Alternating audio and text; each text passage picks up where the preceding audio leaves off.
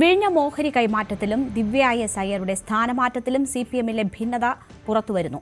ദിവ്യ S അയ്യരെ അനുകൂലിച്ച് കണ്ണൂർ ജില്ലാ secretary K Ragesh നടത്തിയ പ്രസ്താവനയെ പരോക്ഷമായി തള്ളി ഇ.പി. ജയരാജനും കെ ശൈലജയും രംഗത്ത് വന്നതിന് പിന്നാലെ പി.കെ. ശ്രീമതിയും സമാന അഭിപ്രായവുമായി രംഗത്ത് വന്നു. വിവരങ്ങളുമായി പൊളിറ്റിക്കൽ ഡെസ്കിൽ നിന്നും ആർ. കിരൺ ബാബു ചേരുന്നു. കിരൺ, ഇന്നലെ തന്നെ ഈ അഭിപ്രായ ഭിന്നത വ്യക്തമായിരുന്നു. അത് അല്പം കൂടി ആ ഭിന്നത വെളിച്ചത്തേക്ക് കൊണ്ടുവരികയാണ് പി.കെ. ശ്രീമതിയുടെ പരാമർശങ്ങൾ കൂടി. എന്താണ് വിഴിഞ്ഞം വിഷയത്തിൽ സിപിഎമ്മിനുള്ളിൽ സംഭവിക്കുന്നത്? രേണുക, സിപിഎമ്മിനുള്ളിൽ ചില ആശയഭിന്നതകൾ അതിശക്തമായി തന്നെയുണ്ട്. അത് പ്രത്യക്ഷത്തിലല്ലെങ്കിലും പരോക്ഷമായ രൂപത്തിൽ ഇപ്പോൾ പുറത്തു വന്നിരിക്കുകയാണ്. അതിൻ്റെ ഏറ്റവും പ്രധാനപ്പെട്ട പ്രത്യേകത, വിഴിഞ്ഞം വിഷയത്തിൽ പ്രതിപക്ഷ നേതാവ് പിണറായി വിജയനും പാർട്ടി സംസ്ഥാന സെക്രട്ടറി എം.വി. ഗോവിന്ദനും ഒരു നിലപാടും, ആ നിലപാടിനെ അനുകൂലിച്ചാണ് കെ രാഗേഷ് നിലപാട് സ്വീകരിച്ചത്. പക്ഷേ ഇ.പി. ജയരാജൻ, മുൻ കേന്ദ്ര കമ്മിറ്റി അംഗം ഇ.പി. ജയരാജൻ, അതോടെ കേന്ദ്ര കമ്മിറ്റി അംഗം പി.കെ. ശ്രീമതി, കേന്ദ്ര കമ്മിറ്റി അംഗം കെ ശൈലജ, ഇവർ മൂന്നുപേരും പറഞ്ഞത് വ്യത്യസ്തമായ നിലപാടാണ്.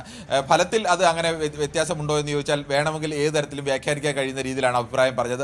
പക്ഷേ സിപിഎമ്മിലെ കണ്ണൂരിലെ നേതാക്കൾ ആ തരത്തിൽ പ്രതിപക്ഷ നേതാവ് പിണറായി വിജയനെതിരെ ഒരു അഭിപ്രായം പറയുക, അല്ലെങ്കിൽ പാർട്ടി സെക്രട്ടറിക്കെതിരെ പരസ്യമായ ഒരു അഭിപ്രായം പറയുക, അത് പരോക്ഷമായി പോലും അഭിപ്രായം പറയുക എന്നുള്ളത് ഈ അടുത്ത കാലത്തെങ്ങും ഉണ്ടായിട്ടില്ല. പക്ഷേ ഇപ്പോൾ ഈ വിഷയത്തിൽ വളരെ പ്രത്യക്ഷമായി തന്നെ പറയുന്നു. കെ രാഗേഷാണ് വളരെ തെളിച്ചു പറഞ്ഞത്. അത് ദിവ്യ എസ് അയ്യർ വിഴിഞ്ഞം പോർട്ടിൽ അദാനി ഗ്രൂപ്പിനെതിരെ നിലപാടെടുത്ത ഉദ്യോഗസ്ഥയാണ്. അദാനി ഗ്രൂപ്പിന്റെ താല്പര്യപ്രകാരമാണ് ദിവ്യ എസ് അയ്യരെ അവിടെ നിന്ന് മാറ്റിയത് എന്നായിരുന്നു അദ്ദേഹത്തിന്റെ പ്രസ്താവന. മുഖ്യമന്ത്രിയുടെ വാദത്തിന് മറുപടിയായിട്ടാണ്, ഓഹരി കൈമാറ്റം സംബന്ധിച്ച വാദത്തിന് മറുപടിയായിട്ടായിരുന്നു ഇത്തരത്തിൽ ഒരു ആരോപണം ഉന്നയിച്ചത്.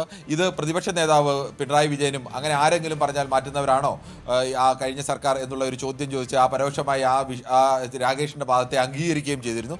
ഇതിനെതിരെ കൂടിയാണ് വന്നിരിക്കുന്നത്. കെ ശൈലജ ഇന്നലെ പറഞ്ഞത് ഉദ്യോഗസ്ഥരെ മാറ്റുക എന്നുള്ളത് ഓരോ സർക്കാരും വരുമ്പോൾ ഉണ്ടാകുന്ന മാറ്റങ്ങളാണ്. ഇന്ന് അവർ അതിന് മറ്റൊരു വ്യാഖ്യാനം കൂടി നൽകുന്നു. ഞാൻ ഉദ്ദേശിച്ചത് ഉദ്യോഗസ്ഥരെ മാറ്റുന്ന വിഷയത്തിലാണ്. പക്ഷേ ദിവ്യ എസ് അയ്യരെ സംബന്ധിച്ച് ഏതെങ്കിലും തരത്തിൽ ഒരു എതിരഭിപ്രായം ഞങ്ങൾക്കില്ല. പി.കെ. ശ്രീമതിയും പറയുന്നത് ദിവ്യ എസ് അയ്യർ ഏതെങ്കിലും തരത്തിൽ നല്ല ഉദ്യോഗസ്ഥ തന്നെയാണ്. പക്ഷേ ഉദ്യോഗസ്ഥരെ മാറ്റുന്ന വിഷയത്തിൽ അങ്ങനെ ഏതെങ്കിലും തരത്തിൽ ഒരു സർക്കാർ മാറ്റുന്നതിനെതിരായ ഒരു അഭിപ്രായം ആർക്കുമില്ല. ഇ.പി. ജയരാജൻ കുറച്ചുകൂടി കടത്തിയാണ് പറഞ്ഞത്. അത്തരത്തിൽ ദുരൂഹത ആരോപിച്ച് ആരെങ്കിലും ഉണ്ടെങ്കിൽ അവരോടാണ് പോയി മറുപടി ചോദിക്കേണ്ടതെന്നാണ് പറഞ്ഞത്. ഇതിൽ വളരെ പ്രത്യക്ഷമായി തന്നെ കണ്ണൂരിലെ പ്രധാനപ്പെട്ട 3 നേതാക്കൾ ഒരു ഭാഗത്ത് നിൽക്കുന്നു. പിണറായി വിജയൻ, എം.വി. ഗോവിന്ദൻ, കെ രാഗേഷ്. ഇവരുടെ അഭിപ്രായത്തെ പരോക്ഷമായി തള്ളുന്ന അഭിപ്രായങ്ങൾ തന്നെയാണ് പ്രധാനപ്പെട്ട നേതാക്കളായ ഇ.പി. ജയരാജനായാലും കെ ശൈലജയായാലും പി.കെ. ശ്രീമതിയായാലും നടത്തിയിരിക്കുന്നത്. പാർട്ടിക്കുള്ളിൽ ചില വിഷയങ്ങളിലെങ്കിലും ശക്തമായ അഭിപ്രായ വ്യത്യാസങ്ങളുണ്ട്.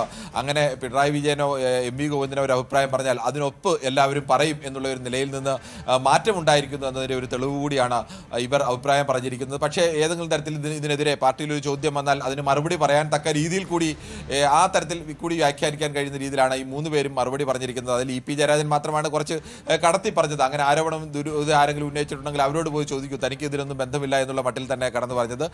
പാർട്ടിക്കുള്ളിലെ ചില അധികാര തർക്കങ്ങൾ, ചില വിമർശനങ്ങളൊക്കെ ചെറിയ രീതിയിൽ വീണ്ടും പുറത്തു വരുന്നു എന്നതിൻ്റെ ഒരു സൂചന കൂടിയാണ്. കണ്ണൂരിലെ തന്നെ പ്രധാനപ്പെട്ട 6 നേതാക്കൾ ഡയറക്റ്റായി പങ്കെടുത്ത ഈ വിഷയത്തിലെ അഭിപ്രായ പ്രകടനത്തിൽ നിന്ന് നമുക്ക് വ്യക്തമാകുന്നത്. ശരി, ആർ. കിരൺ ബാബുവാണ് വിവരങ്ങൾ നൽകിയത്. കൂടുതൽ വാർത്തകൾക്ക് news 18 Keralam YouTube channel subscribe ചെയ്യുക.